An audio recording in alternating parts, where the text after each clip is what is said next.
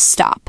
If you're over 60 and you think your hair is thinning, do not touch a brush, a hairdryer, or a single product this morning until you watch this. What I'm about to show you might mean your hair was never thinning at all. It might mean you've been styling thin hair after 60 the wrong way for years and nobody ever told you the truth. Look at this. Same woman, same hair, same amount of hair on her head. But look at the difference between these two photos. One styling method exposes the scalp, flattens everything, and quietly adds 10 years to her face without her even realizing it. The other creates instant volume and takes those same 10 years right back off. Same person, same hair, completely different result. That is not a filter. That is not extensions. That is not some miracle product. That is technique. I'm the voice behind Timeless Style Living, and I've spent over 30 years styling the hair of women over 60. In all that time, the sentence I hear more than any other is some version of this. I think I'm going bald. My hair used to be so full. I don't recognize my own reflection anymore. Today, I'm sharing the exact thing that changed everything for a client of mine who was convinced she was going bald until the day I showed her the 5 mistakes she was making every single morning without knowing it. And here's the controversial part. I don't think most women over 60 actually have thinning hair. I think they have thick hair that's been badly mismanaged for decades, and the beauty industry profits every time you believe otherwise. Tell me in the comments if you agree or if you think I'm wrong. Here's the truth. Your hair probably isn't thinner than it should be for your age. It's being styled in a way that exposes the scalp, flattens the roots before you've even left the house, and hides the volume you still actually have. I see these same 5 mistakes in nearly every woman who sits in my chair, whether she's 62 or 78. Today, we're counting them down from number 5 to number 1, the mistake that decides whether any of the other 4 even work. Stick around for that last one, because if you skip it, you'll be back here in a month wondering why nothing changed. And before we get into it, hit subscribe to Timeless Style Living right now before you get distracted, because this is only the first part of a full series on fine and thinning hair after 60. The next ones go even deeper, but only if you're here to see them.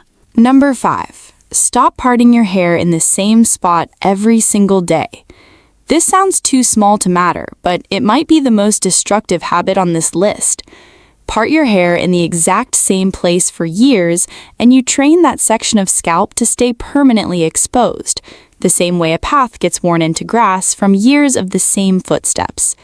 The hair on both sides eventually learns to fall away from that line instead of toward it, and the gap widens every year whether you notice it or not. On fine hair after 60, this creates a visible strip of scalp that makes thinning look 10 times worse than it actually is. 10 times worse. Your part becomes a canyon instead of a line, impossible to hide no matter how you angle your head. I've had women walk into my salon convinced they had serious hair loss, and when we examined the scalp, the hair was there. It had simply been pushed away from one line, carved in by decades of habit. The fix costs nothing. Move your part half an inch every few days. That's it. It lets hair lift naturally from the root instead of collapsing into that worn path, and it adds volume exactly where people look first, right at the crown. Number 4. Never brush your hair straight back away from your face. This one ages women more than almost anything else I see, and most don't even realize they're doing it. When you brush fine hair after 60 straight back for a ponytail, a bun, or just to smooth it before you leave the house, you're pulling it tight against the scalp and exposing the entire hairline.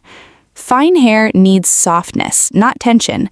Every time you pull it back tightly, you put mechanical strain on follicles that are already weakened by age and hormonal changes, and over time, that strain makes any hairline recession look far worse than it is.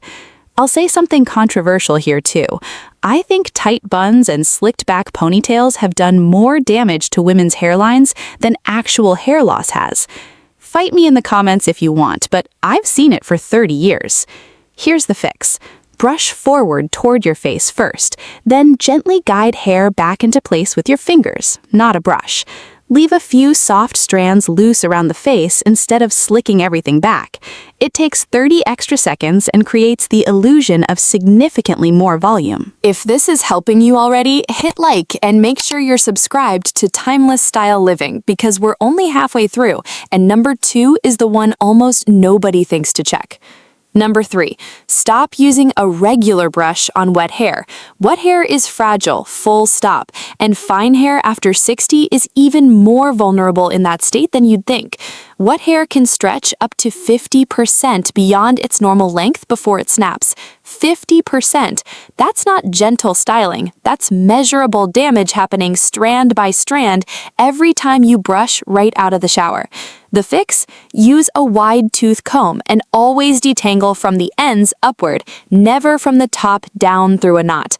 Even better, detangle gently with your fingers while conditioner is still in your hair, since it reduces friction. Make this one change and you'll see less hair in the drain within 2 weeks. Number 2, never dry your hair by pointing the nozzle straight down. This surprises even professional stylists. Point airflow downward while drying fine hair, and you physically force it to lie flat against the scalp as it dries, locking in exactly the opposite of what you want. Once it dries flat like that, there is zero chance of root volume surviving the day, no matter what product you used beforehand. Instead, tilt your head forward and dry the roots first, airflow angled up and away from the scalp. If that's uncomfortable, section your hair and lift each piece while drying underneath with the nozzle angled upward. Only once the roots are dry and lifted should you smooth the ends. This single change in direction can make your hair look twice as full by the time you walk out the door.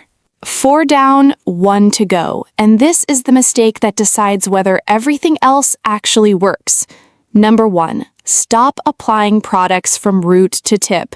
This is the one that quietly sabotages every other fix on this list, even if you've mastered the first 4 perfectly.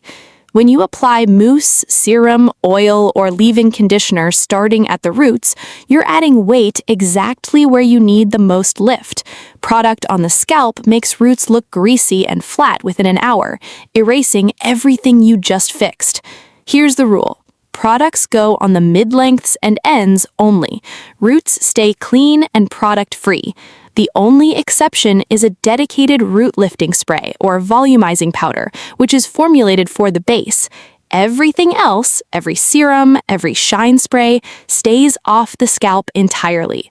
Now, here's the part almost nobody explains properly. Your hair likely isn't thinner because you're losing more strands than before. Yes, hormonal changes after menopause reduce density for most women, and yes, individual strands do get finer with age. But the real reason your hair looks so much thinner now isn't primarily about how many strands are gone. It's about the diameter of each strand shrinking. Picture 100 pieces of thick rope laid side by side next to 100 pieces of thin sewing thread. Same number of pieces, completely different coverage. That's what's happening on your head. You may have close to the same number of strands you had 20 years ago. They've simply gotten thinner in diameter, so collectively they cover less surface area than the count alone would suggest. That's exactly why every mistake on this list compounds the one before it, and why fixing just 1 or 2 rarely creates a visible difference. Let me tell you about a client I'll call Margaret because her story is honestly why I still love this work after 30 years. She came to me 6 months ago, completely devastated. She'd worn her hair in a tight bun every day for over 40 years, the same style since her 20s. Her hairline had visibly receded at the temples, her part had widened to nearly a full inch, and her scalp was visible from almost any angle, even indoors. She told me almost in tears that she believed there was nothing left to try, that this was simply what happened to hair at her age. I taught her these 5 rules right there in the chair. We softened her rigid part into a diagonal line. We swapped the tight bun for a low, loose updo that didn't pull on a single follicle. We traded her paddle brush for a wide-tooth comb. She started drying upside down at the roots.